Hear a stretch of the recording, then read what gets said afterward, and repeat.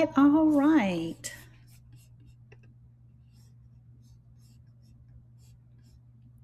Okay, it looks like I am frozen.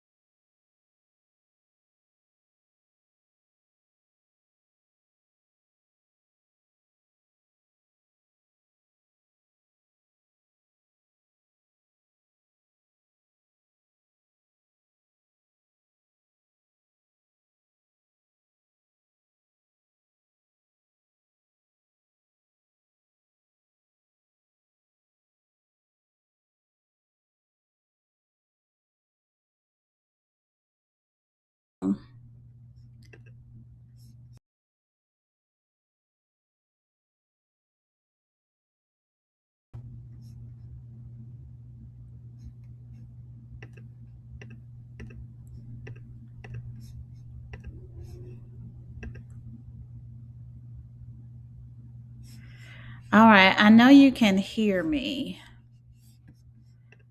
Um,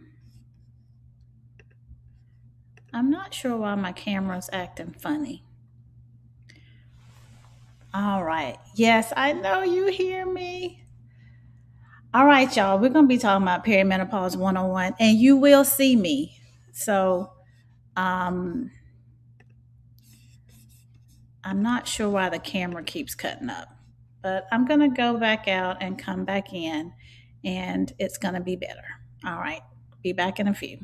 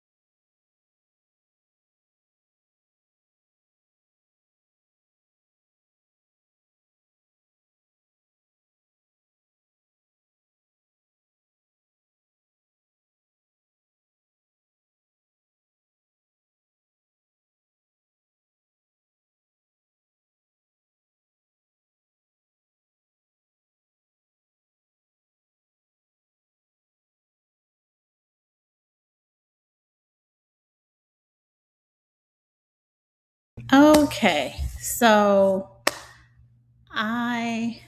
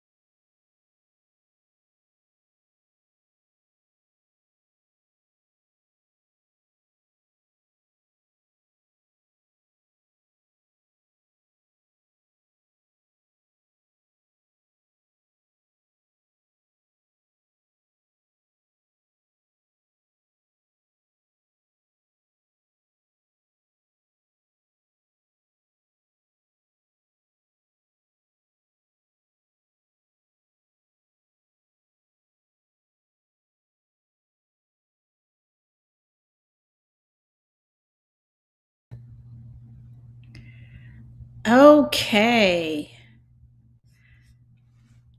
I don't know, y'all. I don't know what had happened. Um, all right. So good evening. Yay! You can see me. Thank you for hanging in there with me. This is oh, listen, wait a minute. I think I know who that is. Gwill, Ryan, is that you?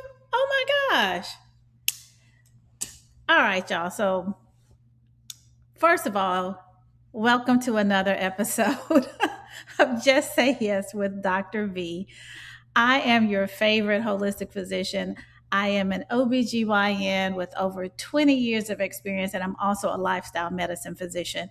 And Just Say Yes is a podcast that's dedicated to helping you live the life that you are predestined to live. And so I am so excited. This is my second. I'm working on consistency, guys. This is my second live, and my whole goal is to do something better than I did last time. And I just had all these technical difficulties. So we'll probably be editing this. But, someone just told me, hey, being authentic and the blips and the bloopers, that lets you know that I'm a real person. I do not have a team. I am at a retreat. I am remote. I'm in a home. I'm quiet. And I am ready to go. I am ready to go. So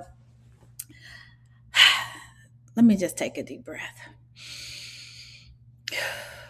All right. So, perimenopause 101 is what we're going to talk about today. This is just the basics, okay? Just the basics. So, as we talked last episode, I have this whole model of how to help you live a long life, but quality years in long life. And for women in particular,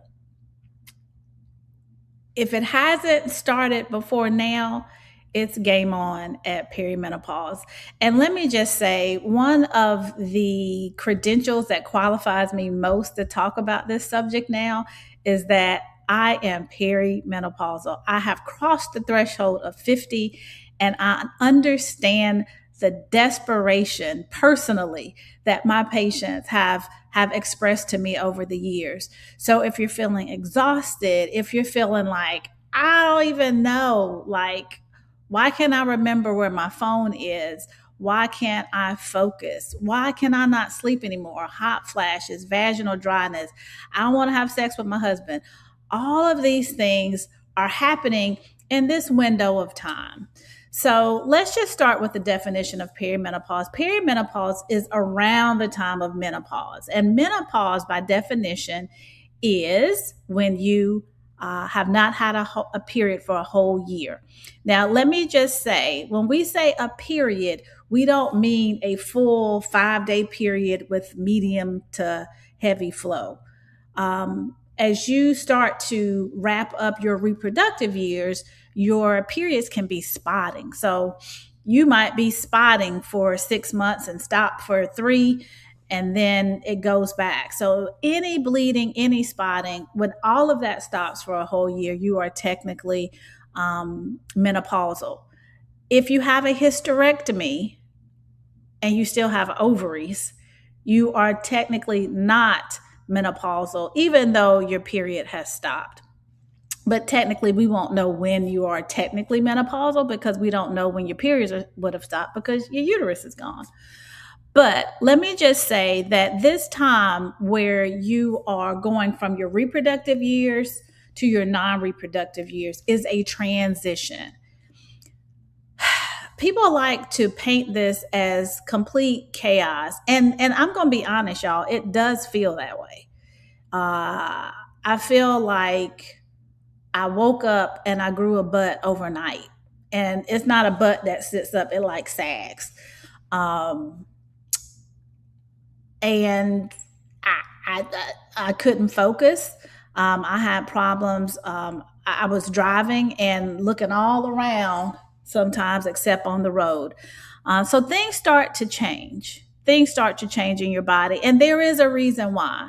Now, I will just say that, you know what? Okay, let me just get into the basics because I do have some slides for y'all. Let me see here. Um, all right, we're gonna put these slides up. So, and y'all forget the estrogen and the N on the, but these are your ovaries.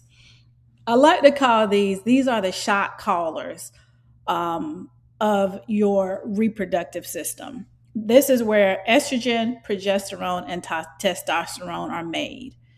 And when these hormones start to decline, that is when you start to get perimenopausal symptoms. Now, perimenopause is puberty in reverse.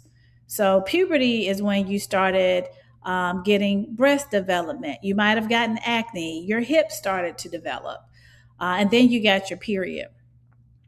All of those things are happening in reverse. Now, again, this is a normal transition. This is not a surprise. We've gone through transitions before. We've gone through puberty, and if you've carried a human in your body, you've gone through pregnancy. At every transition, you're different afterwards.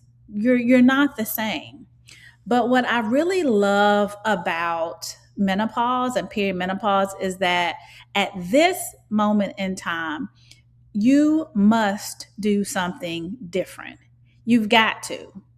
You've got to. Your body is changing, and it's almost like you're getting set up for later life. And if there's some things that you don't lay down now, it just makes it challenging because you are starting to lose muscle mass. Your body fat is redistributing. It's, we're not having those full voluptuous hips. It's going to our belly now, and we call that the spare tire. And there's what we call visceral fat. That is a more dangerous metabolically active fat.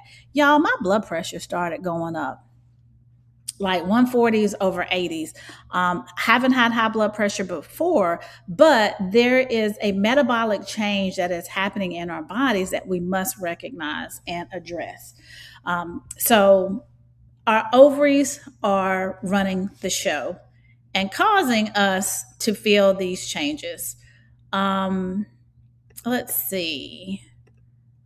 All right, I'm going to put this up. I think this is so cool. And I didn't coin this, but on a reproductive cycle, and we call the menstrual cycle, when you're having a period, the first day of one period of 1 month to the next period of the other month. That's a whole menstrual cycle. All of these hormones are changing. And if you look at the two in the middle, the purple and the yellow and the purple and or the blue and the green, those are all the changes that are happening in symphony. So this is a choreographed dance that your body is responding to every month. Now let's see what happens when we go through menopause. Ooh. So when we're going through menopause, that purple section in the middle, you're having craziness. You're having craziness where it's like your ovaries are like, yeah, I'm done. And your brain is like, no, you're not. And then your ovaries wake up, they over respond with some estrogen, and then you start having your periods again. You might have some acne, overshoot, your sex drive might increase. There are things that are happening because your hormones are doing that.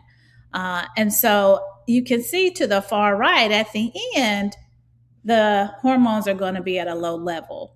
So, one of the things that I always say is that, if you're midlife, you're starting to have menstrual irregularities, hot flashes, you're having difficulty sleeping, like it's a normal transition.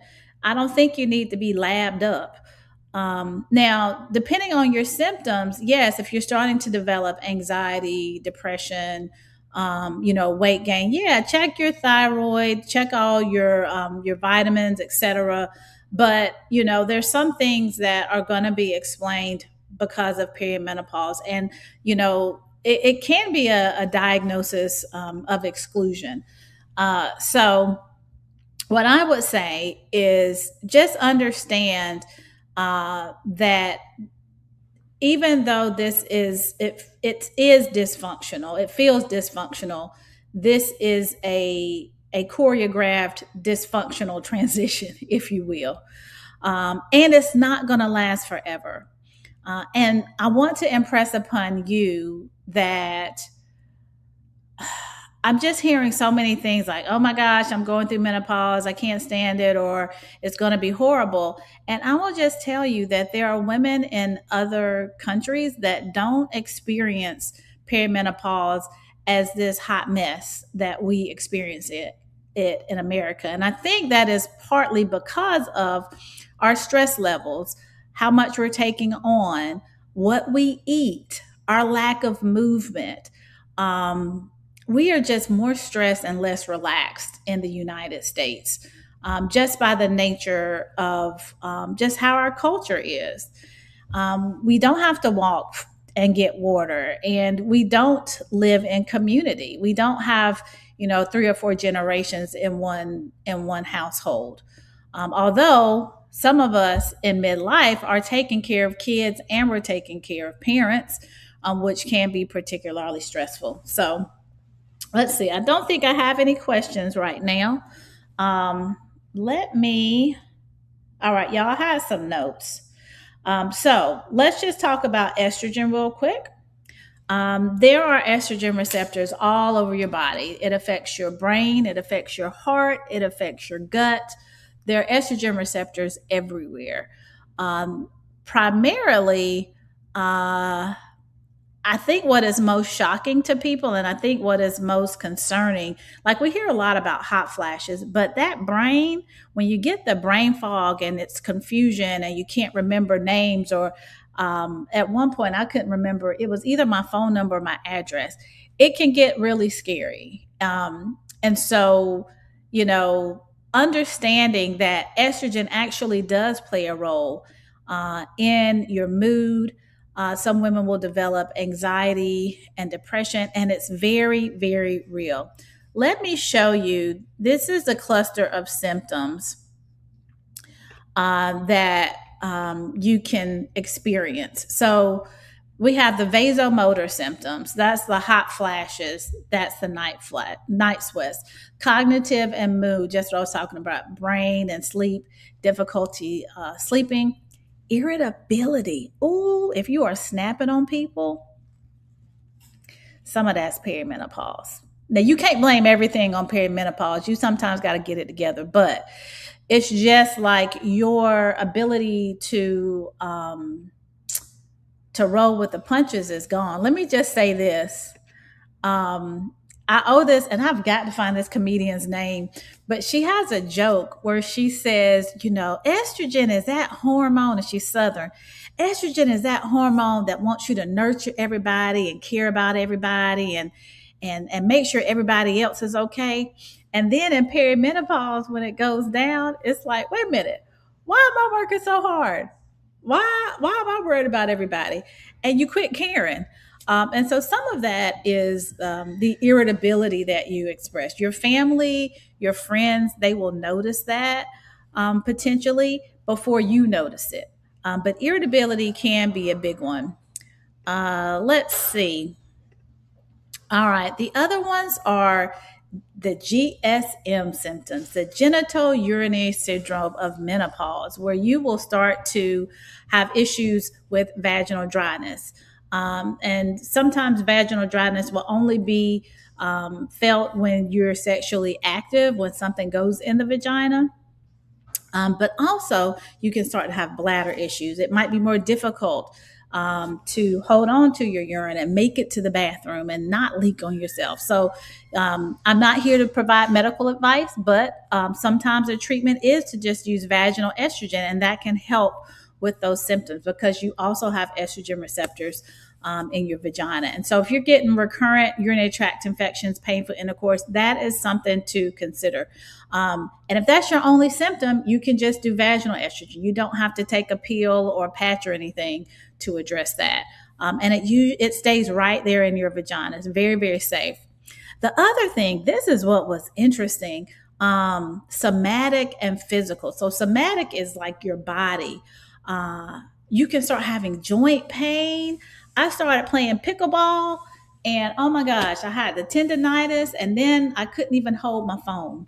Um, so some of those symptoms are really like, wait a minute, I feel like I'm falling apart, and you think it's maybe you're getting older, but it is your estrogen. Also, frozen shoulder is a common symptom that women experience, and we all know about the weight gain that women experience, and just no matter what you do, it's difficult to lose weight. Let's talk about progesterone. Progesterone is the hormone that after you have ovulated, it tells the lining of the uterus to stay put, a baby's coming. It's also the hormone that makes your breast tender, that can cause acne, that can cause some mood changes. Um, but there's some benefits to it. It helps make you sleepy. And so that's usually one of the first signs. That's why your periods might start to change, or maybe they become shorter, because when you ovulate, if you're ovulating, that progesterone, you just don't have enough of it to last the whole 2 weeks before your period. So what ends up happening is you end up spotting before your period. And so sometimes one of the first steps to get a regular cycle is you could potentially add back some progesterone you to make sure.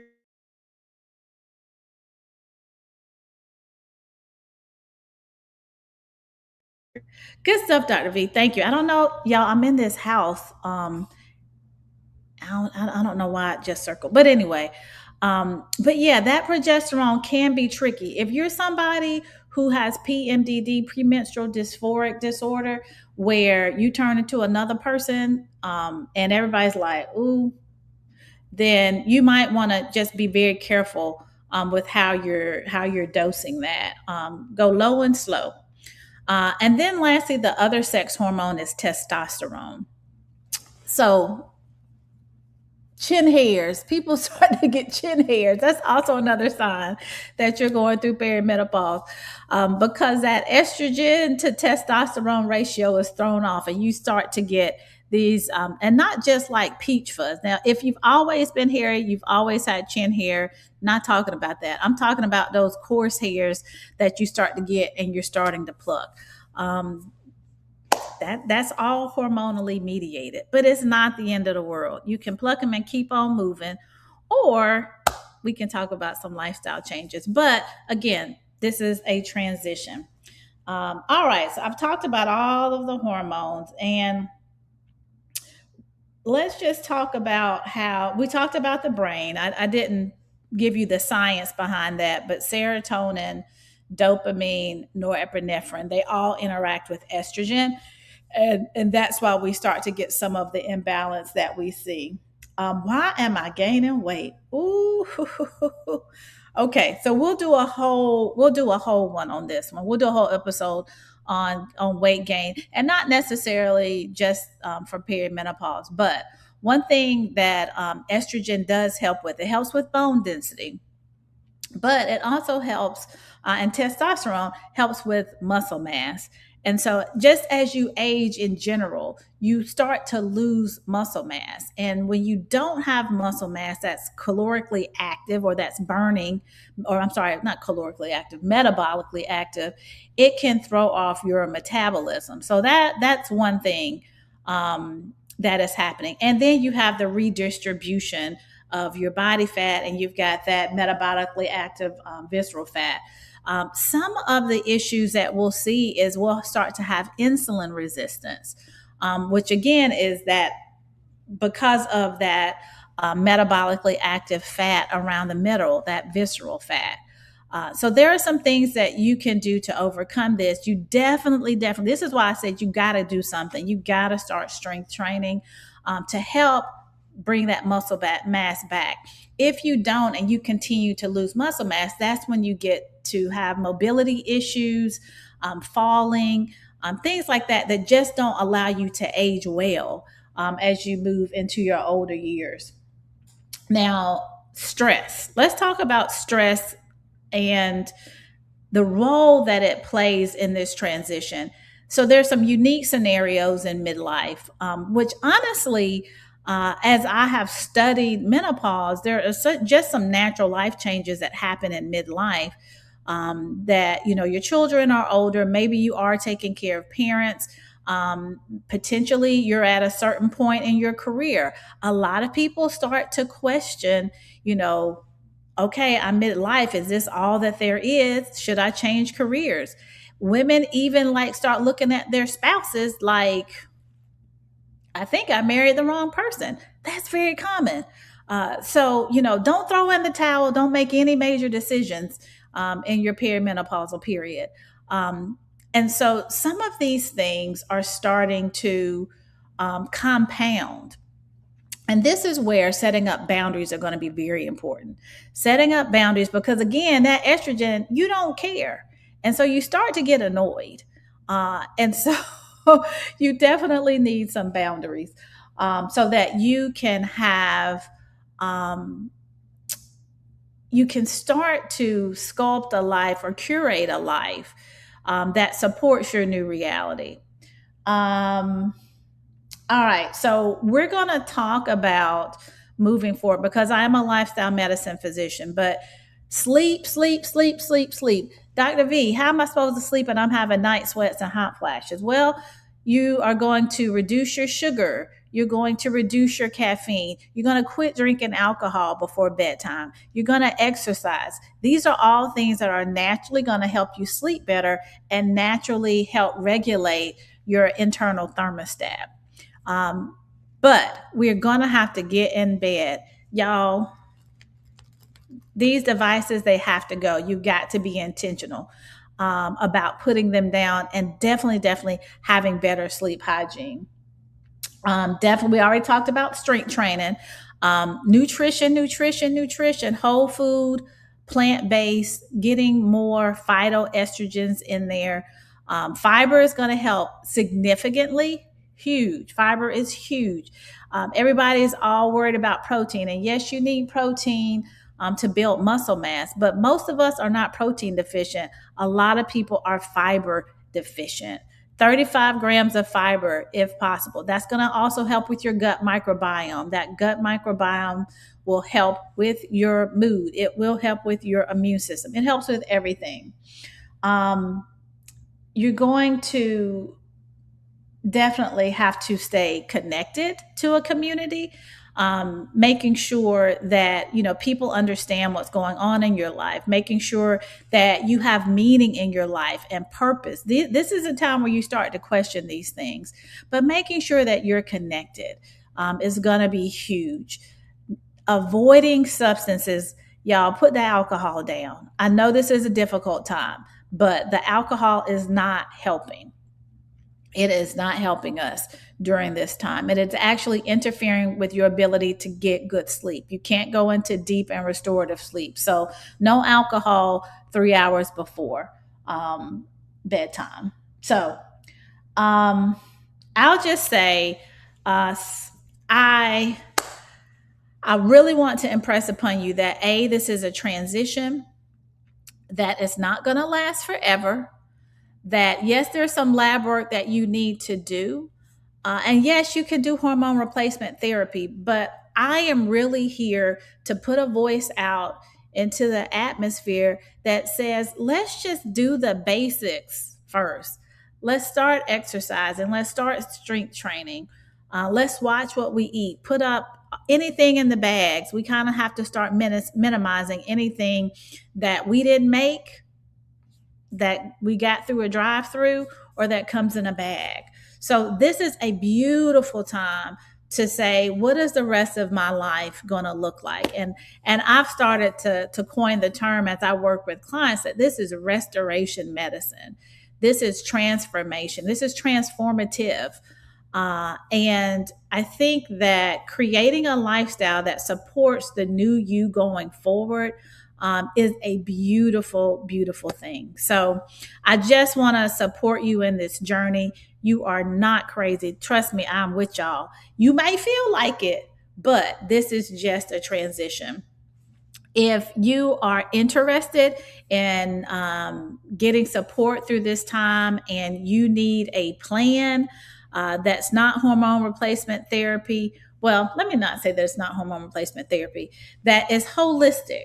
So not only are we saying that there are pharmaceuticals, but there are lifestyle things that you can do. There are maybe some herbal supplements that you can do. There are some boundaries that you need to set up mentally and sometimes physically. If you are looking for that, you can go, oh, wait, let me put up my little banner, y'all. Ooh, look at me. You can go to ouiwellcare.com. OUI is pronounced we. We have the We Holistic Well Care Center, and I am your concierge physician patient advocate. And what I do is I look at you holistically. I listen to you. And it can be up to 60 minutes to 90 minutes. And we figure out what is the root cause, where is the issue, and then we attack it holistically. And if that means calling your physicians, calling your pharmacist, I'm on board to do that. So you all subscribe. We're going to be talking about how to balance your hormones next episode. And y'all, I'm going to be at home. So we hopefully won't have any technical difficulties. Okay. So if you're looking at the replay, you don't know what I'm talking about because I'm cutting that part out. So you all have a wonderful, wonderful day. And thank you so much for watching. See you next time.